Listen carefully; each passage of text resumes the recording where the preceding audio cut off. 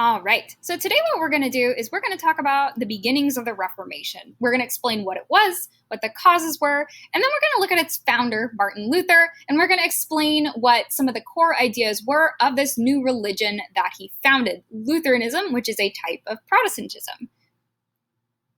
All right, and what you write down, so the slides that are titled in yellow match sections of your graphic organizer, and you're going to write what's highlighted in blue, although you can sort of rephrase what I said if you'd like, if that makes more sense to you.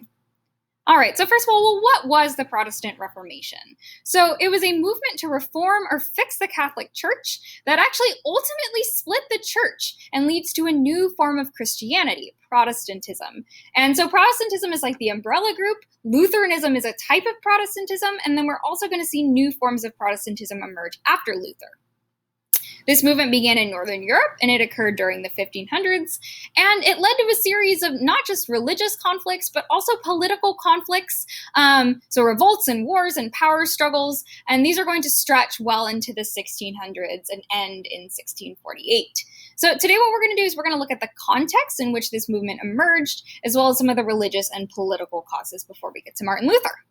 All right, so context. So the Reformation actually developed out of this idea of Christian humanism, and it shared a lot of the same ideas as Christian humanism. It just took them one step further. So as you recall, Christian humanism was an intellectual movement that emphasized the study of both classical and Christian texts. And one of the really foundational ideas was that it shared with Italian humanism actually was this idea that individuals create knowledge, not authorities, so not elites. So what this means, right, is that if you want to learn about Christianity, you need to read your Bible. You don't need to trust what the priests in the church are telling you, right?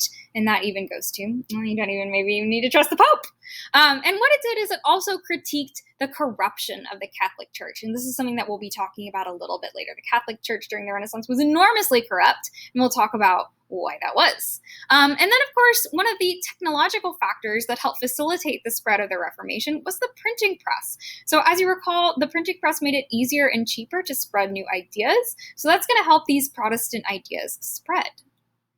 All right, so let's talk about the specific religious and political factors that led to the development of the Reformation. So the first factor is just sort of general corruption within the church. So the Renaissance church was fabulously wealthy. We know that it was a patron of the arts. It spent a lot of that money on art and architecture, and it was really focused on demonstrating that wealth as well as acquiring more wealth. So it was really interested in money.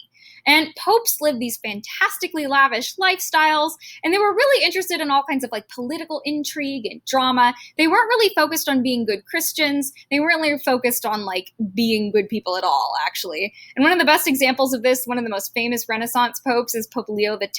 He's there in the picture. And my favorite example of how he was sort of like this, wildly lavish spender is that he had a pet elephant named Hanno, and he killed his pet elephant by feeding it gold-infused laxatives. Yes, really, that just blows my mind. Oh my gosh. So yeah, not particularly Christian, not particularly frugal. All right, but in addition to that sort of general atmosphere of corruption, there were also some specific practices that reformers, first in Christian humanism and then in the Protestant Reformation, took issue with. And the first was this idea of nepotism. So what happened was, in order to fill positions within the church, popes picked their family members. So they created kind of these dynasties within the Catholic Church. And their family members did not need to be qualified. They just needed to be related. So what this did is it led to a lot of high church officials who were really, again, not great Christians, didn't really read the Bible, didn't really know what they were doing.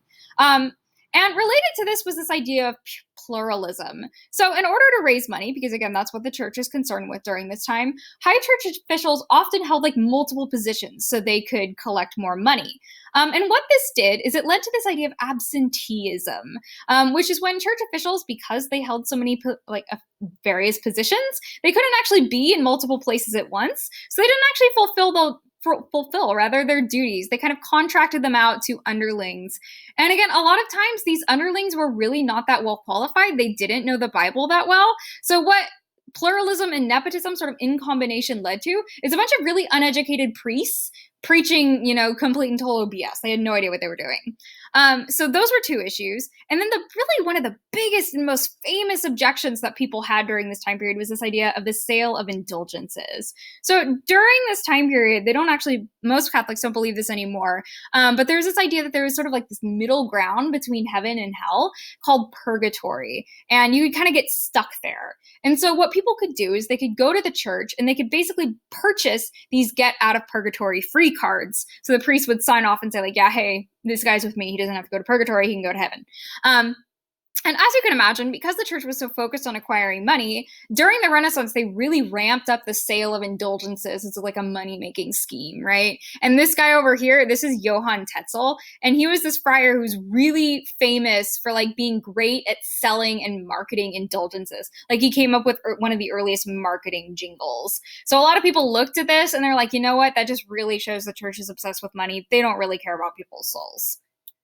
All right. But one thing I find really interesting about the Reformation is that it wasn't just about religion. It was also about politics. And a lot of this has to do with the fact that the church was as much a political power as a religious one, right? They were involved in wars. They were involved with diplomacy. And again, as we mentioned, like the popes were really into like all this political intrigue. They weren't really interested in like being good Catholics.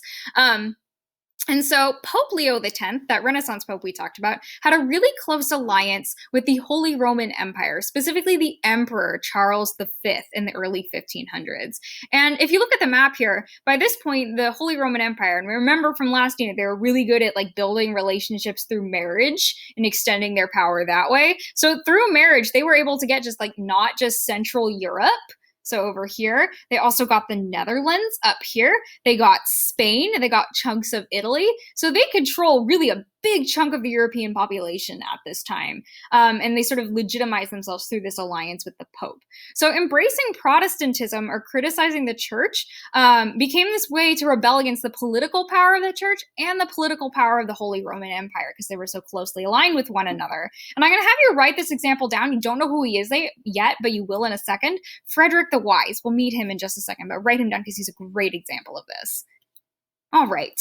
So into this environment comes Martin Luther. So he was a German monk. He was born in 1483. And as you recall, the German states during this time period were part of the Holy Roman Empire. And he wasn't a Christian humanist himself, but he was very inspired by that tradition. And in addition to that, he was also just really infuriated by the corruption of the church because he's a monk. He is genuinely concerned with people's salvation, right? And he's really worried that people, because priests are uneducated, they aren't getting the right information. He's really worried that indulgences don't work. And he's just infuriated by the fact that the church is so obsessed with worldly concerns like money. And so what he does, he organizes his grievances into this text called the 95 Theses. And as the legend goes, he nailed it to the wall of a church. That probably didn't happen. He probably just published it. But he challenged the church's practices and beliefs. And in doing so, he really challenged their religious power, their religious authority, because he's presenting an alternative voice. And in doing so, he challenged their political power too, right? He's fighting back against them, and they're not happy about this. But what did Luther actually believe? So here are the key principles of Lutheranism. And the first one, the most important, is that salvation can only be achieved through faith. So what this did is it challenged the official Catholic Church's position that salvation can be achieved, yes, through faith, but also through works. So like the observance of rituals and other behaviors, right? So again, this goes towards this idea that Martin Luther was really worried that people were kind of performing Christianity, but they didn't actually believe in it, right? So he was really worried about that. Second principle was that knowledge of Christianity, knowledge of salvation, this is how Martin Luther figured this out personally, is gained through the personal study of Scripture. So you can't and you shouldn't rely on church leaders to interpret the Bible for you. And in Protestantism, they don't have like priests per se, but they do have ministers. And ministers can help you interpret the Bible, but they aren't the be-all, end-all. You have to read the Bible for yourself. And in order to help further this, what Martin Luther did is he published the Bible in the vernacular, which means the common language. So for him, this would be German, so that common people could read and study the Bible for themselves. And the third position of Lutheranism is that the only sacraments or holy rites are baptism and communion. So this challenged the Catholic belief that there are 7 holy sacraments in Catholicism. So Luther threw out 5. And even though he kept communion, he interpreted it a little bit differently. So communion, by the way, if you are a Christian, so if you're a Protestant or if you're a Catholic and you've ever been to church and you take either a communion wafer and wine or bread and wine or grape juice if you're a kid, so the Catholic Church believed at this time period that in this idea of transubstantiation, which was this idea that the communion bread and wine transubstantiates into the literal body and blood of Christ, or like represents his sacrifice on the cross. Martin Luther's like, no, I don't think it's that literal. Instead, what he believed it was kind of symbolic of Christ's sacrifice, but he still had this idea that Christ was like quote unquote present in the Eucharist. And we're actually going to come back to that idea a little bit later. All right, so all these ideas, all these challenges, they really get Luther in trouble, as we mentioned. He's challenging the Catholic Church's monopoly on what it means to be saved, right? So Charles V, because he's so closely aligned with the Pope, he takes offense too. So there's this challenge to his authority coming from within his own country, right? So what he does is he summons Luther before the Diet of Worms, which was parliament, basically, of the Holy Roman Empire. I know it sounds weird. And he tried to force him to renounce his position. And as you can see here in this lovely, I think it's actually a 19th century illustration, but here's Luther. He's like, heck no, I'm not going to give up my position. I know what it means to be saved. I've read the Bible. I've made this determination for myself. And, Charles V, Pope can go stuff it, right? And Charles V is like, oh, no, right? He tries to capture Luther. He makes Luther an outlaw. But at the last second, Luther gets saved by this Frederick the Wise of Saxony, who I had you write down as an example. Well, who was he? Why was he important? So he was an elector of Saxony. So what that means, he was one of the leaders of Saxony.